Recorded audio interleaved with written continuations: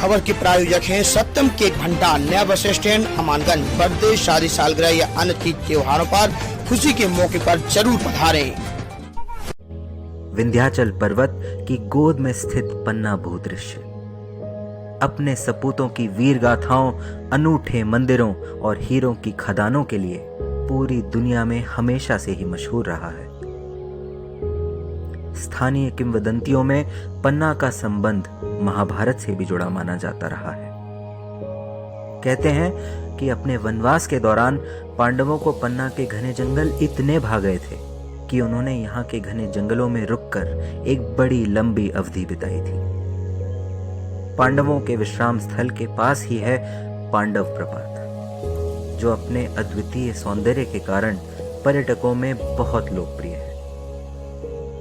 यहाँ के स्थानीय समुदायों का युगों युगों से पन्ना के वनों और वन्य प्राणियों से गहरा नाता रहा है।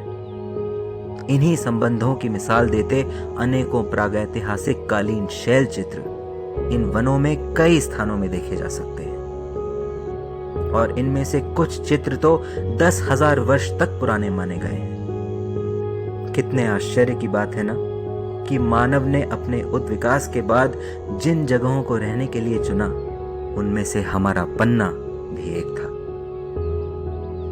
हम कितने खुशकिस्मत हैं कि आज भी अपने पूर्वजों की उन धरोहरों को देख पा रहे हैं।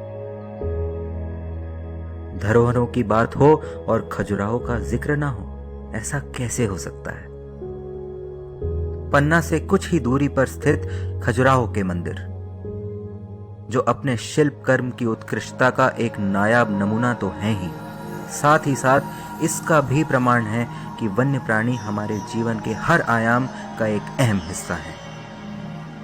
कहते हैं कि अगर आप पन्ना आए और खजुराहो नहीं देखा तो आपकी यात्रा अधूरी ही मानी जाएगी। घने पर्णपाती जंगल, ऐतिहासिक अवशेष, अद्भुत अद्वितीय भू आकृतियां और सैकड़ों किस्म के असंख्य वन्य जीव, यह सब मिलकर पन्ना को एक विशिष्ट पहचान देते हैं। और इसी पहचान को संरक्षित रखने के लिए सन 1981 में पन्ना राष्ट्रीय उद्यान का गठन हुआ था। तब से ही पन्ना को एक श्रेष्ठ वन्य प्राणी रहवास बनाने के प्रयास प्रारंभ हो गए। लगभग 1 दशक के सतत परिश्रम के बाद जब यह जंगल वन्य प्राणियों, विशेषकर बाघों से आबाद हो गए, तो वर्ष 1994 में इसे टाइगर रिजर्व का दर्जा भी दे दिया गया।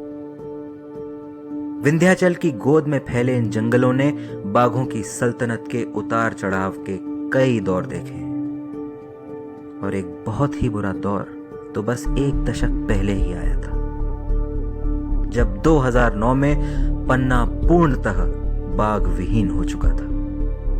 लेकिन परिस्थितियों से हार ना मानते हुए पन्ना के वन्य प्राणी प्रबंधकों ने दुगने जोश और मेहनत के साथ पन्ना को पुनः बाघों का रहवास बनाने के लिए प्रयास शुरू कर दिए। जंगलों की सुरक्षा पुख्ता की, वन्य प्राणियों के आवास को और बेहतर किया, फिर बांधवगढ़ और कान्हा टाइगर रिजर्व से एक मादा बाघ और पेंच टाइगर रिजर्व से एक नर बाघ लाकर पन्ना में मुक्त कर दिया।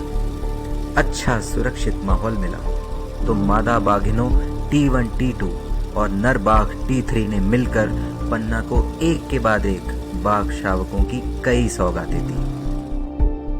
धीरे धीरे प्रबंधन के प्रयास रंग लाने लगे और 10 वर्षों में ही 50 से अधिक बाघों ने पन्ना भूदृश्य में अपना वर्चस्व स्थापित कर लिया।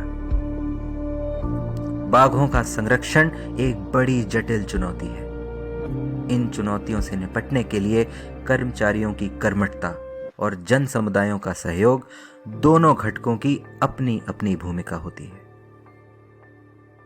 पन्ना टाइगर रिजर्व को एक बेहतर वन्य प्राणी आवास बनाने के लिए टाइगर रिजर्व के समीप रहने वाले समुदायों के हर एक व्यक्ति ने अपना पूरा प्रत्यक्ष और अप्रत्यक्ष समर्थन दिया।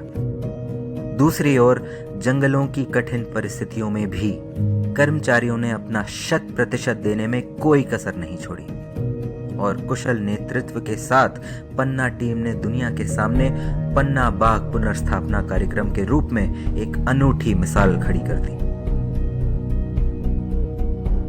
आज पन्ना के जंगलों में उन्मुक्त घूमते ये बाघ इस बात का सबूत है कि 10 सालों तक सभी के मिलकर किए गए सतत प्रयास व्यर्थ नहीं गए। आज पन्ना बाघ पुनर्स्थापना कार्यक्रम की धाक पूरी दुनिया में है, जिसे कई पुरस्कारों से सम्मानित भी किया गया है। अब देश विदेश के वन्य प्राणी विशेषज्ञ और वानिकी छात्र यहाँ देखने और सीखने आते हैं कि तेजी से बदलती दुनिया में बाघों का संरक्षण कैसे किया जाता है। बाघ संरक्षण का तो उद्देश्य ही है कि न केवल बाघ बल्कि पूरी खाद्य श्रृंखला और वन्य प्राणी रहवास को सहेजा जाए। पन्ना बाघ पुनर्स्थापना कार्यक्रम का लाभ हमारे राजा बाघ के साथ साथ उसकी प्रजा को भी पूरा मिला। तभी तो पन्ना के जंगलों में तेंदुए भी इतने फल फूल रहे हैं और शर्मीले स्वभाव होने के बावजूद भी पन्ना के जंगलों में तेंदुए बड़ी सहजता से दिख जाते हैं। खड़ी चट्टानों और ऊंचे पेड़ों पर लटकते मधुमक्खियों के अनगिनत छत्ते और पूरे जंगल में मिलने वाले रसीले मीठे किस्म किस्म के जंगली फल पन्ना के जंगलों को भालुओं की भी पसंदीदा जगह बनाते हैं। इधर उधर घूमते फिरते चीतल, सांभर, नीलगायों के भी क्या कहने, वे तो यहाँ सैकड़ों की संख्या में दिख जाते हैं। एक और विशिष्ट वन्य जीव है जिसके संरक्षण के लिए पन्ना प्रसिद्ध है, गिद्ध। पूरे भारत में जब गिद्धों की संख्या में तेजी से गिरावट हो रही थी, तब पन्ना के जंगलों ने हर वो संसाधन उपलब्ध कराया जो गिद्धों के जीवन के लिए जरूरी थे। बढ़ते बाघों के साथ तो गिद्धों के खाने के लिए भी भरपूर खाना उपलब्ध रहने लगा। और फिर क्या ही था, बाघों के साथ गिद्ध भी पन्ना की खास पहचान बन गए। जिन पहाड़ों पे इन गिद्धों का आवास है, उसी को चीरते हुए बहती है केन नदी, जो न जाने कितने हजारों सालों से पन्ना के अस्तित्व में हमेशा से एक अहम भूमिका निभाती आई। जीवनदायिनी केन नदी, जो घड़ियाल, मगर, कछुओं जैसे न जाने कितने ही जलीय जीवों का घर भी है।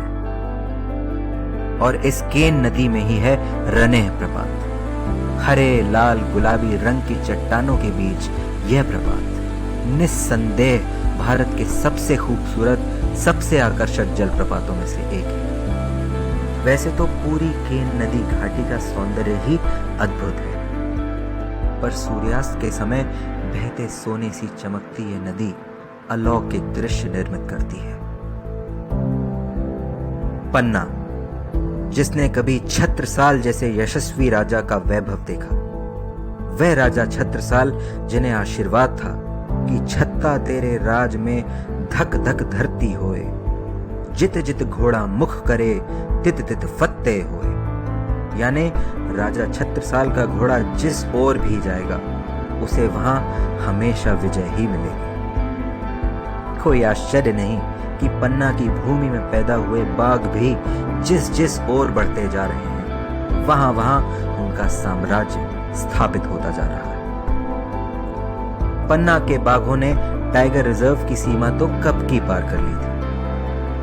अब तो उन्होंने मध्य प्रदेश और उत्तर प्रदेश के अन्य संरक्षित क्षेत्रों में भी जाकर अपने राज्य स्थापित कर लिए।